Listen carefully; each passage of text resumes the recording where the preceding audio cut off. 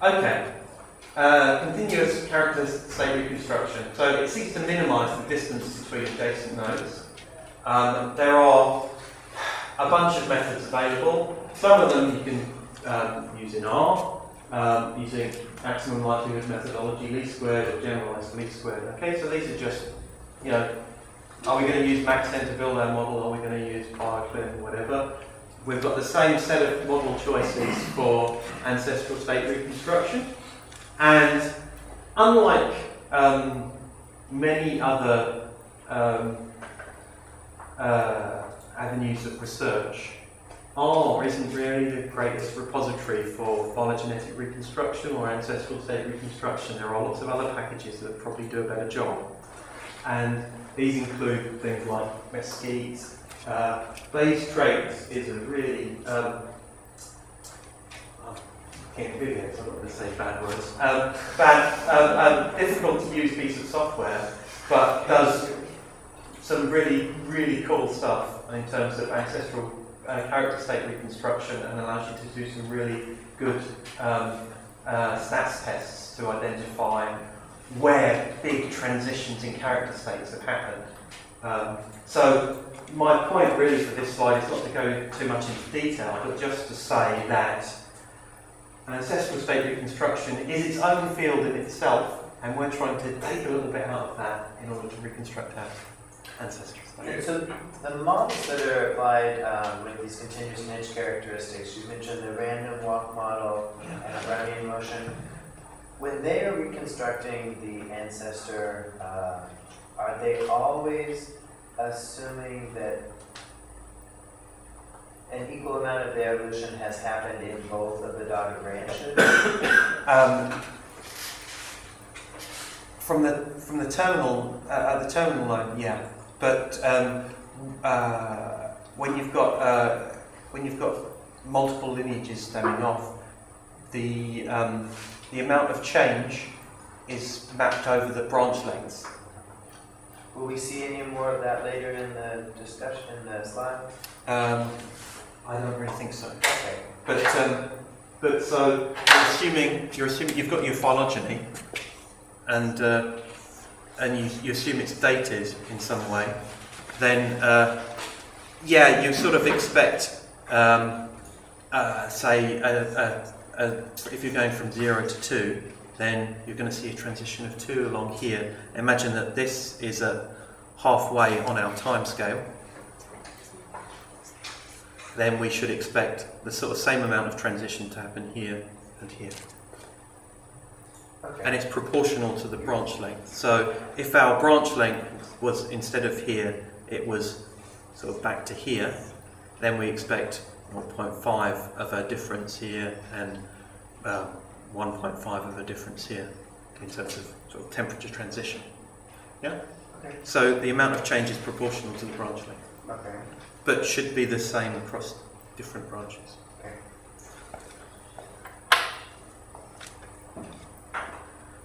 Okay, so again, this is a horrific simplification of a complex area, but we can do this, so we will.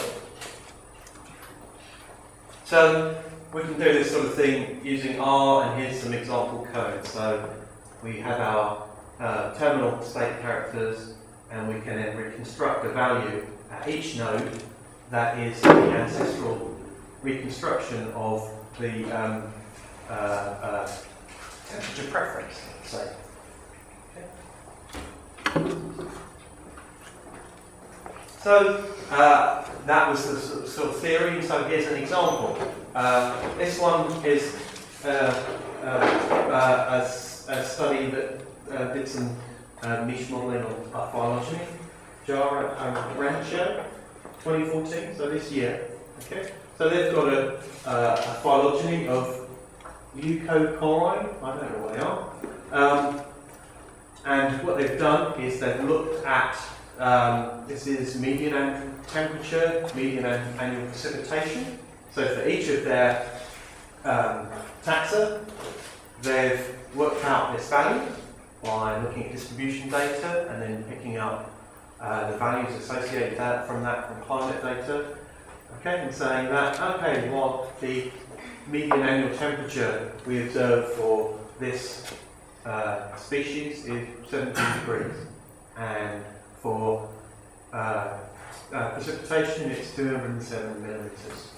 Okay, and so this is their terminal states, and they've used ancestral state reconstruction to put new values on each of these nodes. Okay, so we look at this and we see that this clade here has a preference to low precipitation values. Okay, and then we look at the reconstruction, and as we move back in time, the precipitation preferences go up until they meet with the higher preferences back here. Okay, so we end up with a sort of smoothing of present day low precipitation, present day high precipitation. The ancestral reconstruction state is somewhere in between. Okay, but the reconstruction here is dependent on the values that you see up here. Okay, so in this case, I see that there's been a sort of transition from high preference for high precipitation to a preference for low precipitation within this clade.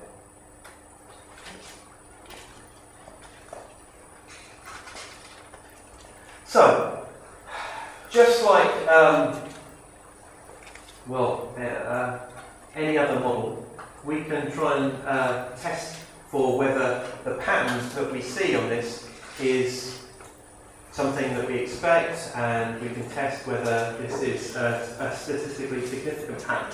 So when we perform our ancestral state reconstruction, we assign, our model assigns a cost to this particular reconstruction. Okay? Remember when we were talking, when we showed the simple example earlier, we talked about the transition from A to T costing one arbitrary unit, and we want to minimize the number of character state transitions, and that number of character state transitions is a cost we can assign to our ancestral state reconstructions. So in this case, we can assign a cost to the pattern here where we've reconstructed the ancestor to this group as being liking low values of precipitation. Okay, and a little bit further down, we like higher values of precipitation. Okay. So the reconstruction we see here has a cost, and we can give that a value, like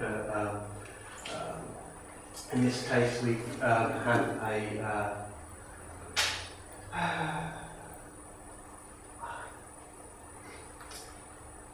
this we call a QBI. I've forgotten what it stands for. Index? No. So this applies to the cost for this ancestral state reconstruction. Quantitative value index or something like this. It was invented by David Ackley from California. Okay, so we've got a cost that we can assign to this reconstruction. So what we can do is we can permute all of the observed values. So, Drosera rosculata has got an observed preference for a temperature of 22. Okay, this other species has got a preference for a value of 25. Okay, so with that observed pattern, we get a cost for the best ancestral state reconstruction of this tree. If we permute the values randomly across the tree, we get a random permutation, we get a new cost. Okay? Now, we assume that if the data fits really well and there's very little transition, closely related species have similar values, we should get a low cost to fitting our ancestral state reconstruction. If we permute, okay, and we end up with sister species having very different values, then we should have a high cost for this tree. Yeah? So again, it's a simple randomization procedure, and we end up with, for our randomization replicates, we have a profile of the costs that we see to reconstruct our ancestral states. We have an observed value. We can compare that to our randomization, and if it's significantly less, if it's lower than the 95th or whatever first percentile, then we can say that we've got a significant evidence of phylogenetic conservancy for this character on this tree. Yeah? So this is direct evidence, this is evidence of phylogenetic conservancy for the character of precipitation or annual precipitation or temperature in the coldest month or whatever our particular environmental character is.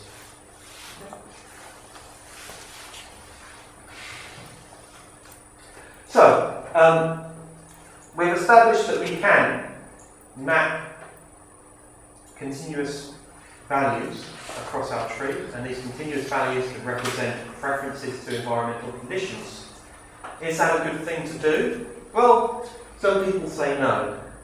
So this is a publication in Cladistics that basically says it's a stupid idea because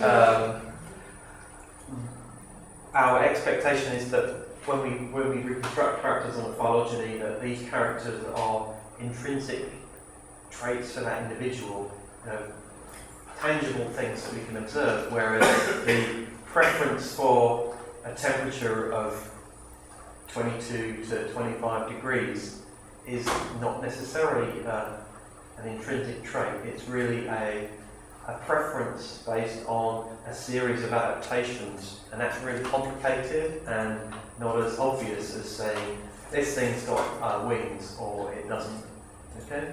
And some people believe that we shouldn't be trying to map these kind of characters on a phylogeny, but the argument in favour is that it's really a proxy for the adaptations that allow it to live and thrive in these conditions.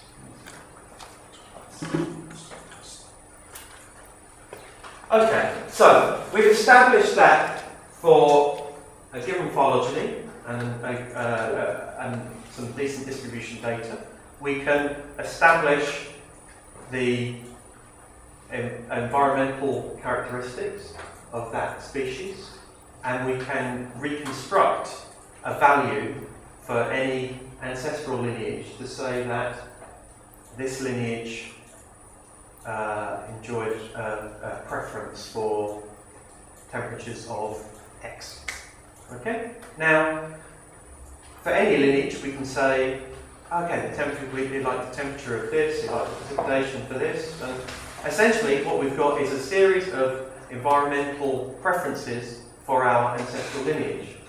Well, isn't that a niche model of some description? It is. So what we can do is we can combine together our reconstruction for temperature and precipitation and whatever other characteristics we happen to have, and use that to create a model.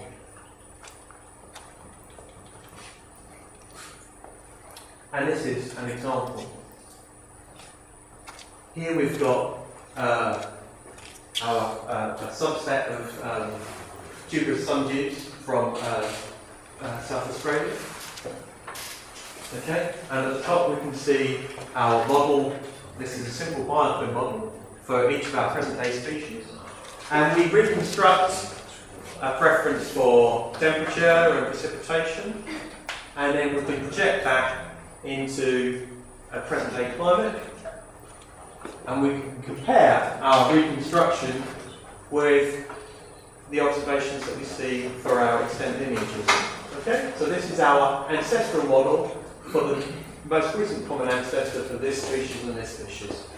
Yep. So you use multiple variables? Yeah, so it's essentially a biofilm model Yeah.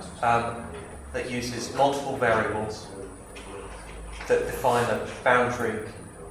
So for example, your variables, earlier you had given examples of median for a variable. Are these using, you reconstruct maximum and then you reconstruct minimum separately? Yeah. Okay. So Yes, got it.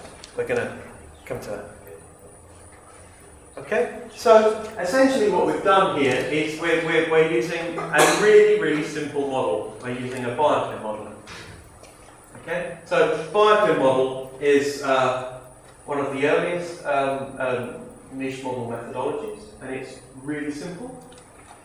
What we do is we take our observations and we look at the minimum observed value for our characteristic, in this case temperature, and we look at the maximum observed value for our temperature, 17, 15. And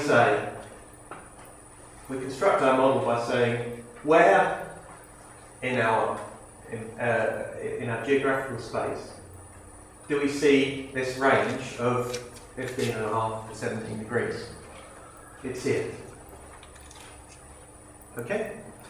Now, we can express this as, for this species, the minimum temperature preference is 15.5. The maximum temperature preference is 17. Okay? So that's just two values. Well, we know that if we've got a value that we can associate with a species, multiple species, we can reconstruct that value for any ancestor. So we can say that arbitrarily, we can say that the ancestor to this species and some other species, the maximum temperature preference was 60, and the minimum temperature preference was 40. Okay? We can then say, where is that temperature threshold evident? Okay? So the biochem model could be based on one environmental variable, or it can be based on multiple environmental variables. Okay? So here we've got, again, it's just a cartoon description, but here we've got temperature range 15 to 20. Here we've got precipitation of 0.5 to 1. Okay? Not realistic, but just an example. So we can overlay those two, and we can say that within these two, within the overlap, this is within the temperature preferences, this is within the precipitation preferences. Okay? And then we've taken a big area and restricted it to being suitable for both environmental characteristics.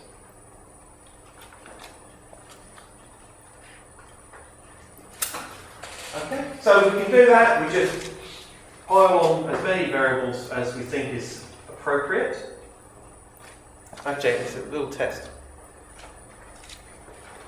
The area that's suitable, if I add an extra variable, what's going to happen to this area? It could decrease, it could stay the same. Could it go up? No. So this is one of the issues with the biochem model. For every additional variable that we look at, we're constraining further in geographic space the potential area that we can predict is suitable for every variable. So you have to keep it simple. So you have to keep it simple. Which, in the case of trying to project these models into paleoclimate reconstructions, that's probably a good thing. Right. Yeah. And I would suggest to the group that keeping it simple is not simply an art, that you can do, it's the same issue of model complexity that we were talking with Maxent yesterday, with feature classes and regularization multipliers. And you can do spatially independent splits of your occurrence records and look at performance on withheld data when you vary something like the number of variables. So that could be, that concept could be applied to a simple model like biochem. And it doesn't have to be an art.